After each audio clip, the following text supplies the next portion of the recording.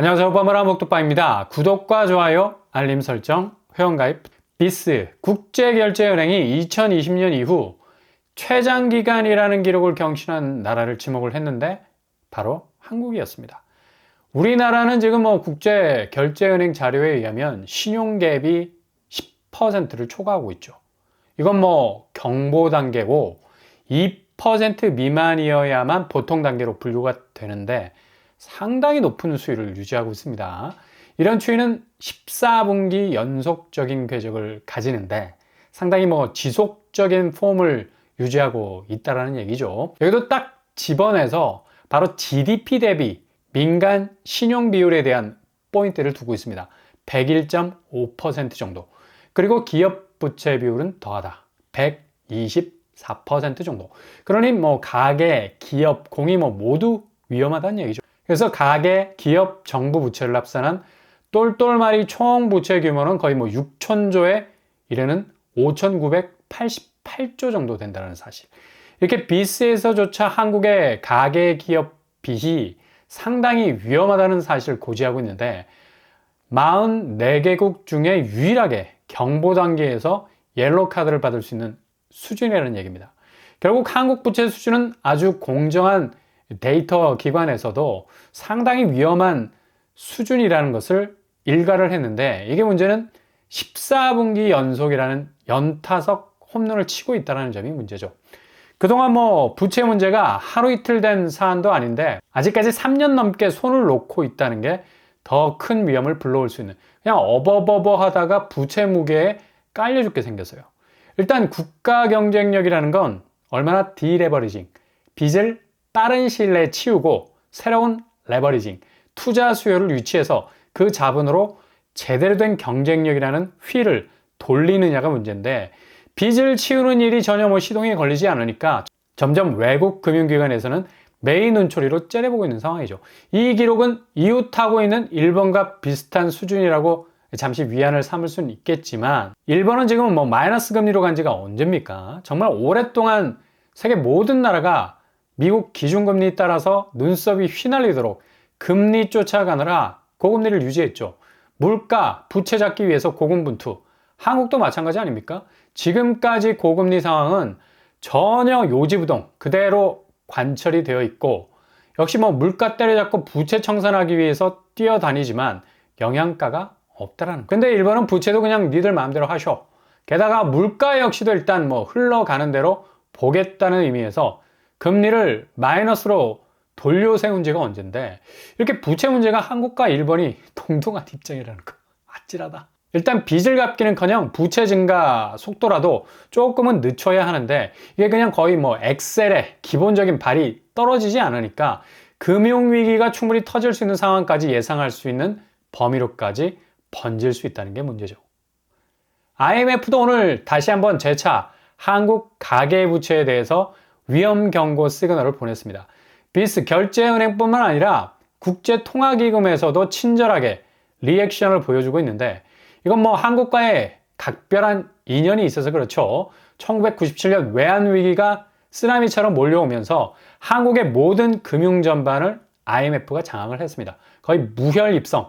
일단 부족한 외환 창고에 현금 다 넣어주고 오너는 IMF가 된 건데 그냥 거의 국가적인 쪽팔림을 넘어서서 당시 이런 외화위기 때문에 생존이 위협받는 사람들이 대부분 아니었습니까? 나는 자연인이다 보면 죄다 산으로 들어온 아저씨들, IMF 맞아서 세상 등지고 들어간 것처럼 묘사가 되던데 그 정도 위력이 있었어요.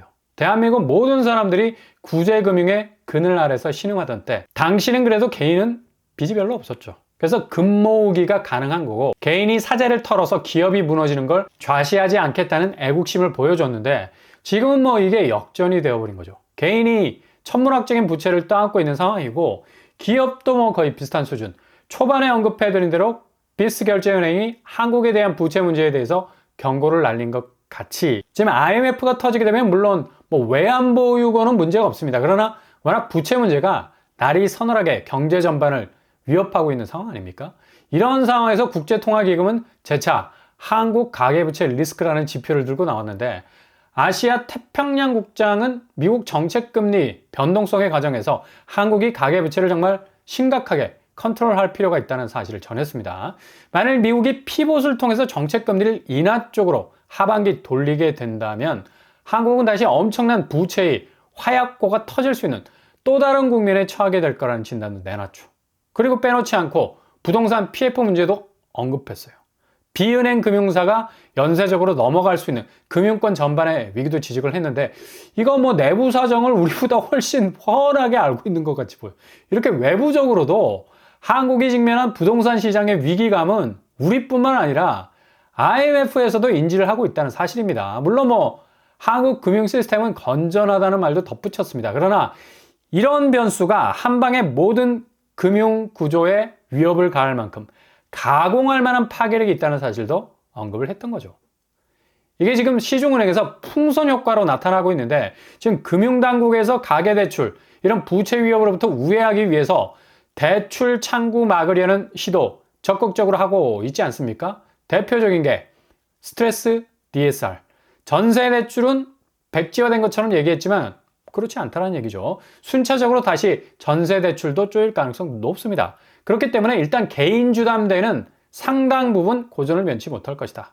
분양가는 하늘 높은 줄 모르게 올라가고 있고 동시에 대출은 막히게 생겼는데 어떻게 집을 사? 두꺼봐 헌집 줄게 새집다오. 이거 뭐 주문 그냥 입에서 맴돌기만 하지 막상 새집 사려 하면 먼저 첫 단추를 끼워야 할 대출이 막히는데 그러니 시중은행이 다시 개인 대출 창구 막아놓으니까 이제 뭐 기업 대출 쪽으로 물꼬를 트기 시작한다는 거죠. 일종의 풍선 효과입니다. 주변으로 확장이 된다는 뜻인데 시중은행, 신한, 우리, 하나, KB, 농협 등등 기업 대출 확대를 선봉, 깃발로 꽂아놓고 돌진하기 시작했다는 얘기입니다. 5대 시중은행 기업 대출 잔액이 777조 원, 전년 대비 8% 정도 증가를 했는데 올해는 10% 이상 더 늘리겠다는 목표를 잡고 있다라는 얘기죠.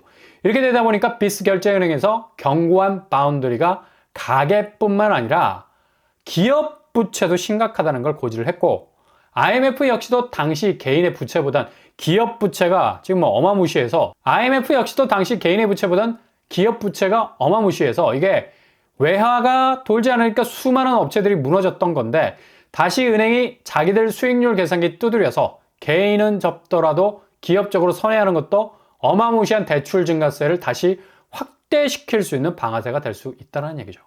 그런데 지금 경제 지표가 그리 크게 나아지지 않는 상황에서 대부분 뭐 기업들의 분위기는 사내 유보금, 그러니까 현금 탄화를 잘 확보를 해서 비상 시기를 대비하자는 방향으로 돌아간다는 거죠.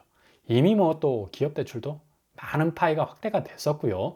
한국 경제 성장률인 2% 초반에 머물고 있는 이 잠재 성장률 상황. 여전히 대외 여건은 한국 기업이 심지어 삼성도 인텔한테 당하는 판에 다른 중견기업들 어떻게 했습니까? 반도체가 유일무이한 우리의 먹거리인 줄 알았는데 뭐 엔비디아, 인텔, TSMC 치고 나온 것 보세요.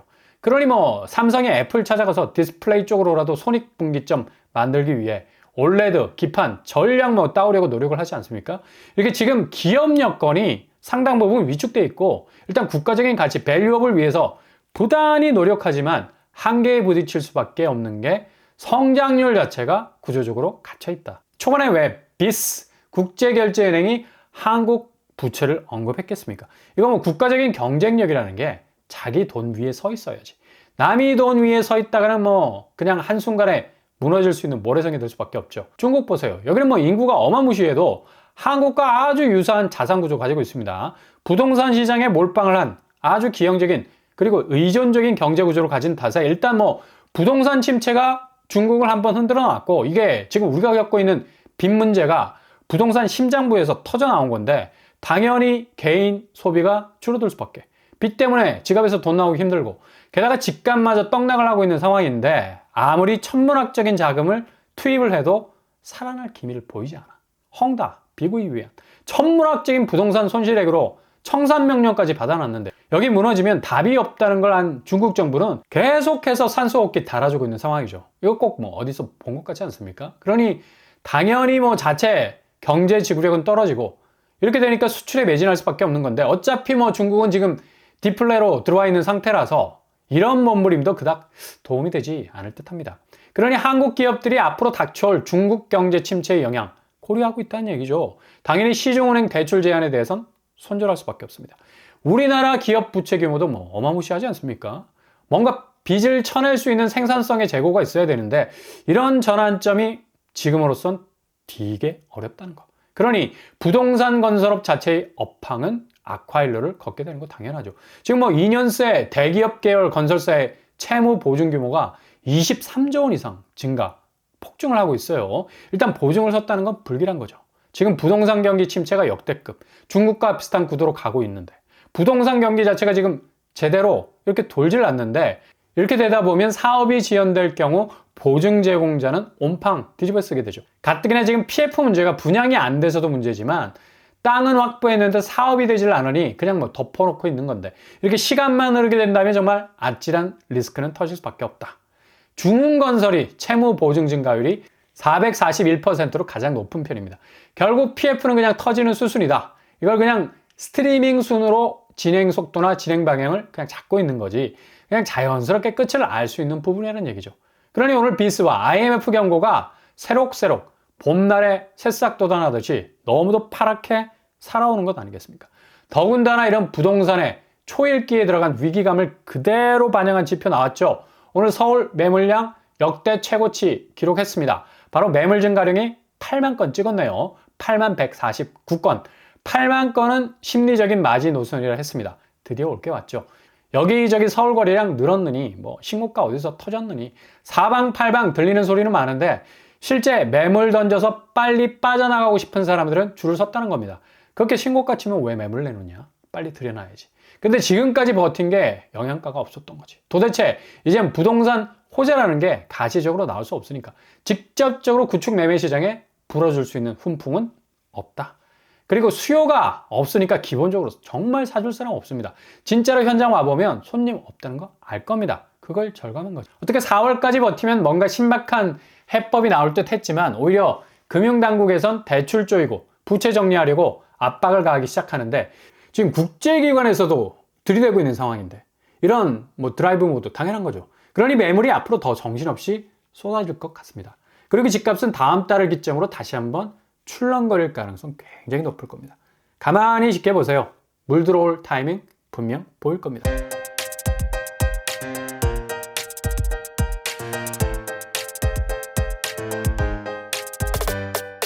오늘의 부동산 캐릭터처 국제결제은행 그리고 IMF의 경고 심상치 않습니다. 중국의 디플레이 현상, 부동산 침체기라는 붕괴를 통한 그런 모습이 한국과 비슷해 보이기도 하고 역대급 빅규모의 부동산 시장은 수요가 말라가고 있고 매물은 8만 건을 치고 나가는 역대급 기록 경신하고 있네요.